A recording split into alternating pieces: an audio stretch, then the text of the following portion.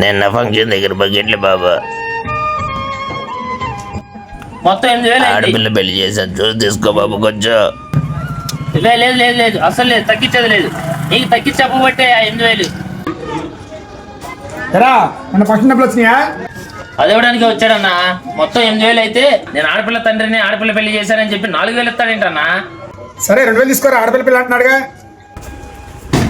ఉండబట్టే నాన్న పక్కన రెండు షాప్ వాళ్ళు మిద్దుల మేళ కట్టి పెద్ద పెద్ద ఏసీ కాల్లో తిరుగుతున్నా నాన్న. మన బతుకులు మారావు నాన్న. ఇంకా నీకెంత జాలీతో ఉండబట్టే అన్న మన జీవితాంతా డొక్కాటలో సామాన్లు వేసుకుంటూ తిరుగుతున్నావు.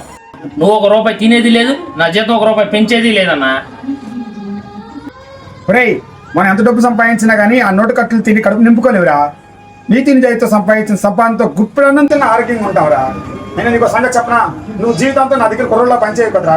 ఏదో ఒక రోజు ఏదో వ్యాపారం పెట్టుకుంటావుగా. కానీ ఆ రోజుకి నేర్చుకుని ఉండవలసిన ఒకే ఒక లక్షణం ఏంటో చెప్పనా, ఎదుటి వారి పరిస్థితి చూసి వ్యాపారం చేసేవాడు అసలైన వ్యాపారి. మా ఓనర్ లాగా ప్రతి వ్యాపారి ఆలోచిస్తే ఆస్తులు అంతస్తులు కూడబెట్టకపోయినా జీవితంలో సుఖంగా ఉంటారు. మా ఓనర్ దగ్గర నుంచి కూలోడుగా నేను నేర్చుకున్న నా జీవితంలో మొదటి పాఠం.